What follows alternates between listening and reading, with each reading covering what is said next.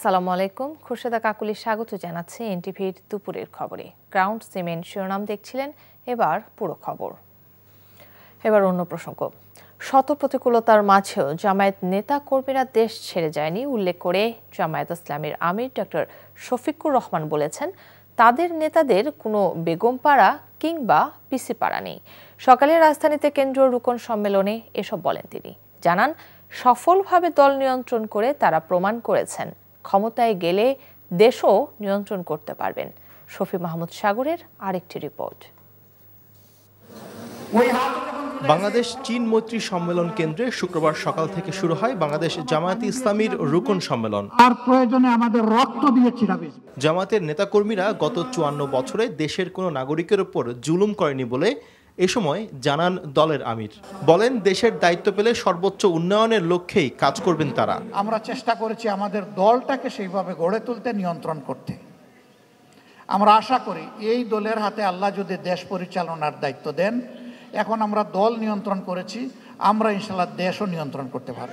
সুশৃঙ্খলভাবে দল পরিচালনায় জামায়াত ইসলামী সফল দাবি করে ডক্টর শফিকুর রহমান বলেন, ক্ষমতায় গেলে ইনসাফের ভিত্তিতে দেশ পরিচালনা করবে জামায়াত। কেউ আমাদের চলার গতি থামাতে পারবে না। মানুষের প্রত্যাশার এই ঠিকানাকে আল্লাহ যেন মজবুত করে দেন এবং আল্লাহ রাব্বুল আলামিন মানবতার বিজয় যেন দান করেন। কোনো ব্যক্তি, দল এবং গোষ্ঠীর নয়, এই বিজয় যেন হয় মানবতার বিজয়। নির্বাচনকে সামনে রেখে দলের রুকনদের সার্বিক প্রস্তুতি নেবার নির্দেশনা দেন জামায়াতের কেন্দ্রীয় নেতারা। শফি মাহমুদ সাগর, এনটিভি নিউজ, ঢাকা।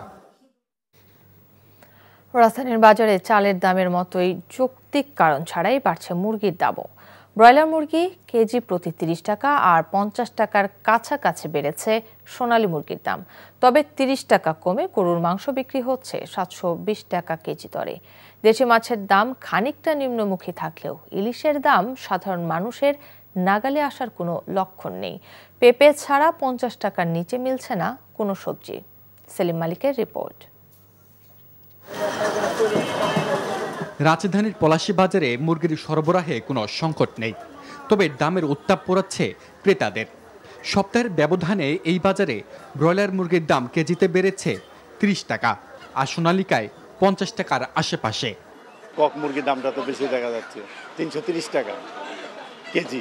এক সপ্তাহের ব্যবধানে অনেক বাড়ছে, কেজিতে ৩০-৪০ টাকা বাড়ছে। অনেক জায়গায় বন্যা হইতেছে, খামারে অনেক দুর্ঘটনা হয়েছে, এর জন্য কক মুরগি আর ব্রয়লার মুরগির দামটা একটু বেশি। তবে কমেছে গরুর মাংসের দাম, কেজি প্রতি যা ৩০ থেকে ৫০ টাকা। ৭৫০-৭৮০ টাকা ছিল, মানে এখন একটু বেচা কেনা কম কারণে কুরবানিদের কাছে তো এখন মাংস একটু বেচা কেনা কম কারণে গরুর দাম একটু কম, এখন ৭২০ টাকা বেচতে আছে। মৌসুমের শুরুর মতো এখনও ইলিশের দাম সাধারণ ক্রেতাদের নাগালের বাইরে। ১ কেজি সাইজের ইলিশ কেজি প্রতি বিক্রি হচ্ছে ২৫০০ টাকার কাছাকাছি দামে। তবে কিছুটা স্বস্তি মিলতে পারে দেশি মাছের বাজারে।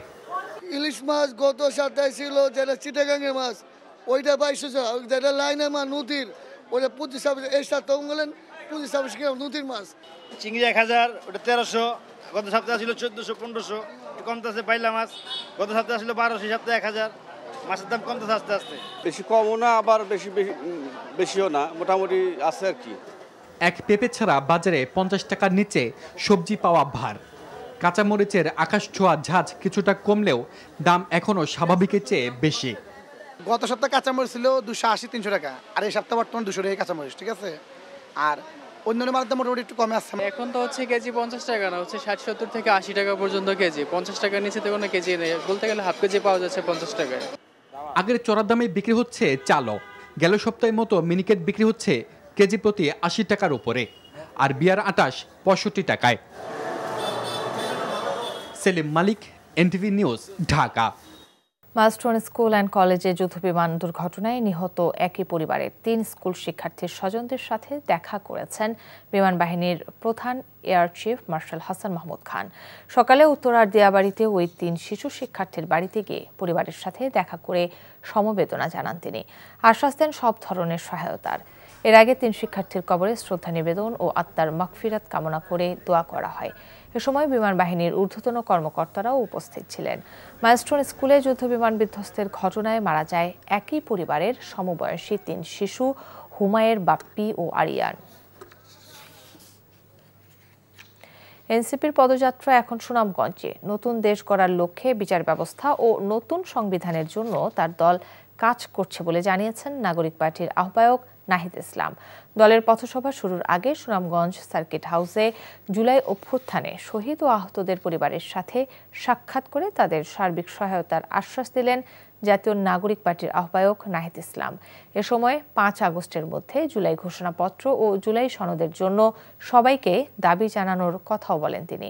জুমার পর সুনামগঞ্জ আলফাত উদ্দিন স্কোয়ারে পথসভায় বক্তব্য রাখবেন এনসিপির আহ্বায়ক নাহিদ ইসলাম সহ অন্য নেতারা।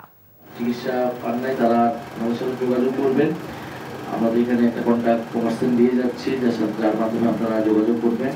শহীদ পরিবাররা যারা আইনগত বা মামলাজনিত বা রাজনৈতিক নিরাপত্তাজনিত কোনো সমস্যায় আছেন, আমরা আমাদের স্থানীয় সংগঠনকে আপনাদের সাথে যোগাযোগ করবে। আমরা আমাদের জন্য দোয়া রাখবেন। আমরা কাজ করতে চাচ্ছি আপনাদের জন্যই, নতুন দেশ গড়ার জন্যই। স্বৈরাচার শেখ হাসিনা সরকারের ছত্রছায়ায় লুটপাটে প্রায় ধসের মুখে পড়া 5 ইসলামী ব্যাংক এবার একীভূত করার উদ্যোগ নিচ্ছে কেন্দ্রীয় ব্যাংক। আর এমন খবরে কর্মী ছাঁটাই আতঙ্ক বিরাজ করছে এসব ব্যাংকে। তবে কেন্দ্রীয় ব্যাংক বলছে কর্মী ছাঁটাই হবে না, প্রমাণ দিতে হবে যোগ্যতার। সেলিম মালিকের রিপোর্ট। বাংলাদেশ ব্যাংকের তদন্ত প্রতিবেদনে দেখা গেছে এক্সিম সোশ্যাল ইসলামী, গ্লোবাল ইসলামী, ইউনিয়ন ও ফার্স্ট সিকিউরিটি ইসলামী এই 5 ব্যাংকের আমানতের পরিমাণ 1,47,368 কোটি টাকা। আর বিতরণ করা ঋণ 1,90,484 কোটি। এর মধ্যে 1,46,918 কোটি টাকায় খেলাপি, যা মোট ঋণের 77%।